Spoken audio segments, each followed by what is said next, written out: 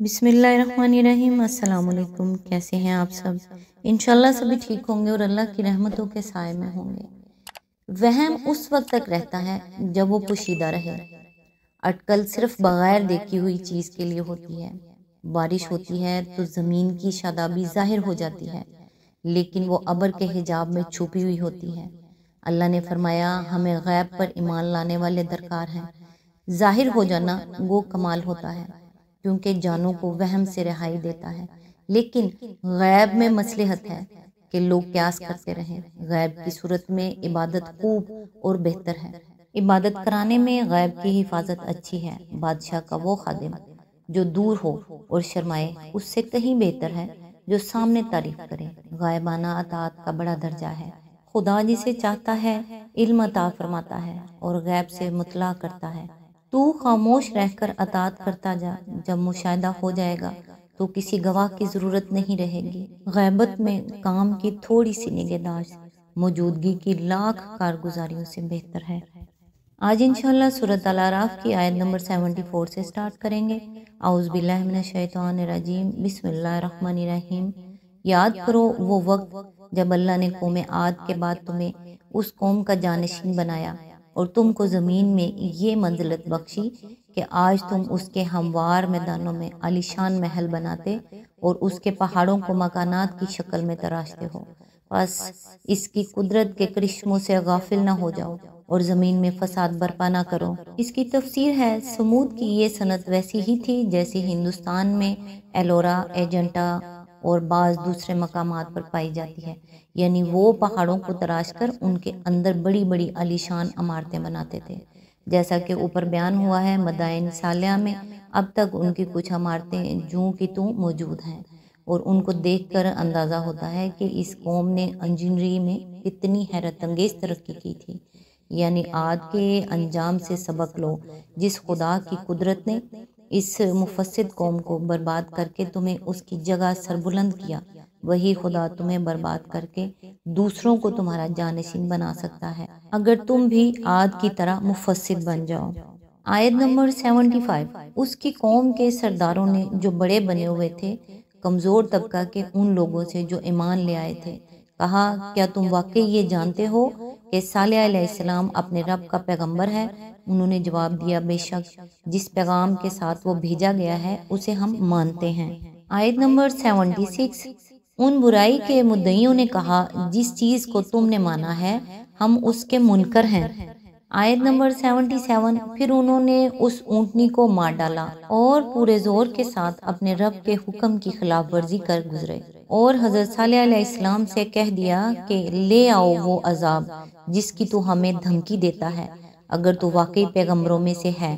इसकी तफसीर है, अगरचा मारा एक शख्स ने था जैसा कि सूरह कमर और सूरह शम्स में इरशाद हुआ है, लेकिन चूंकि पूरी कौम उस मुजरिम की पुश्त पर थी और वो दरअसल इस जुर्म में कौम की मर्जी का आलाकार था, इसलिए इल्ज़ाम पूरी कौम पर आयद किया गया है। हर वो गुनाह जो कौम की ख्वाहिश के मुताबिक किया जाए या जिसके इर्तिकाब को कौम की रज़ा और पसंदीदगी हासिल हो, एक कौमी गुनाह है।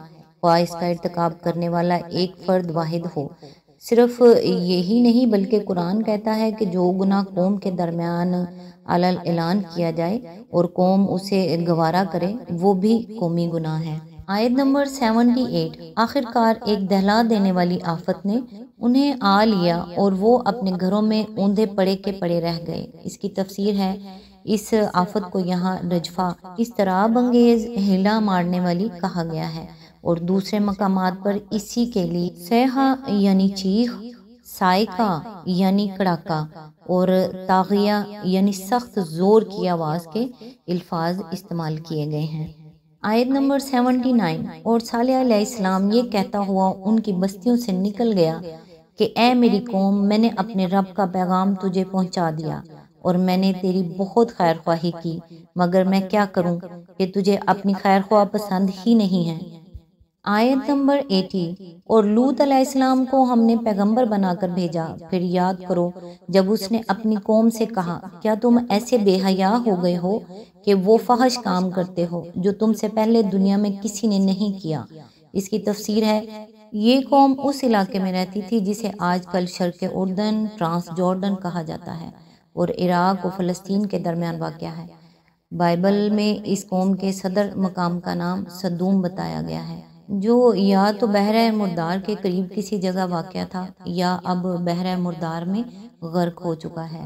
تلمود میں لکھا ہے کہ سدوم کے علاوہ ان کے 4 بڑے بڑے شہر اور بھی تھے، اور ان شہروں کے درمیان کا علاقہ ایسا گلزار بنا ہوا تھا کہ میلوں تک بس ایک باغ ہی باغ تھا، جس کے جمال کو دیکھ کر انسان پر مستی طاری ہونے لگتی تھی۔ مگر آج اس قوم کا نام و نشان دنیا سے بالکل ناپید ہو چکا ہے، اور یہ بھی متعین نہیں ہے کہ اس کی بستیاں ٹھیک کس مقام پر واقع تھیں۔ اب صرف بحیرہ مردار ہی اس کی ایک یادگار باقی رہ گیا ہے، جسے آج تک بحیرہ لوط کہا جاتا ہے۔ حضرت لوط علیہ السلام حضرت ابراہیم علیہ السلام کے بھتیجے تھے۔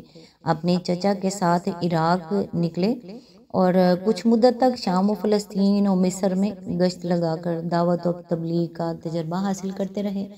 پھر مستقل پیغمبری کے منصب پر سرفراز ہو کر اس بگڑی ہوئی قوم کی اصلاح پر مامور ہوئے۔ اہل سدوم کو ان کی قوم اس لحاظ سے کہا گیا ہے کہ شاید ان کا رشتہ داری کا تعلق اس قوم سے ہوگا۔ یہودیوں کی تحریف کردہ بائبل میں حضرت لوط علیہ السلام کی سیرت پر جہاں اور بہت سے سیاہ دھبے لگائے گئے ہیں، وہاں ایک دھبا یہ بھی ہے کہ وہ حضرت ابراہیم علیہ السلام سے لڑ کر سدوم کے علاقے میں چلے گئے تھے۔ پیدائش باب 13 آیت 1 اور 12۔ مگر قرآن اس غلط بیانی کی تردید کرتا ہے۔ اس کا بیان یہ ہے کہ اللہ نے انہیں رسول بنا کر اس قوم کی طرف بھیجا تھا۔ آیت نمبر 81، تم عورتوں کو چھوڑ کر مردوں سے اپنی خواہش پوری کرتے ہو، حقیقت یہ ہے کہ تم بالکل ہی حد سے گزر جانے والے لوگ ہو۔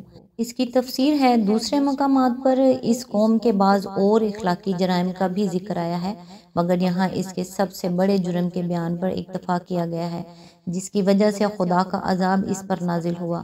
یہ قابل نفرت فعل جس کی بدولت اس قوم نے شہرت دوام حاصل کی ہے، اس کے ارتکاب سے تو بد کردار انسان کبھی باز نہیں آئے، لیکن یہ فخر صرف یونان کو حاصل ہے کہ اس کے فلاسفہ نے اس گھنونے جرم کو اخلاقی خوبی کے مرتبے تک اٹھانے کی کوشش کی، اور اس کے بعد جو کسر باقی رہ گئی تھی اسے جدید مغربی تہذیب نے پورا کیا کہ اعلانیہ اس کے حق میں زبردست پروپیگنڈا کیا گیا، یہاں تک کہ بعض ملکوں کے مجالس قانون ساز نے اسے باقاعدہ جائز ٹھہرا دیا، حالانکہ یہ بالکل ایک صریح حقیقت ہے کہ مباشرت ہم جنس قطعی طور پر وضع فطرت کے خلاف ہے۔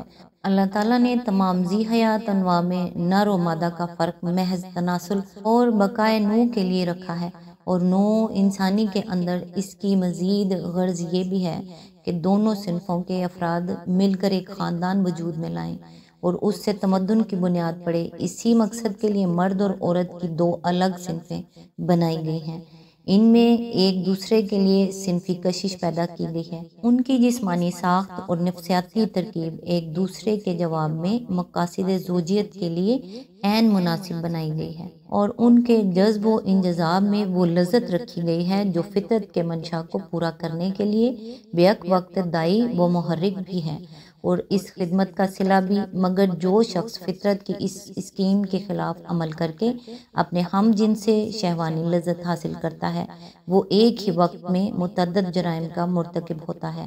اولاً وہ اپنی اور اپنے معمول کی طبعی ساخت اور نفسیاتی ترکیب سے جنگ کرتا ہے اور اس میں خلل عظیم برپا کر دیتا ہے، جس سے دونوں کے جسم، نفس اور اخلاق پر نہایت برے اثرات مترتب ہوتے ہیں۔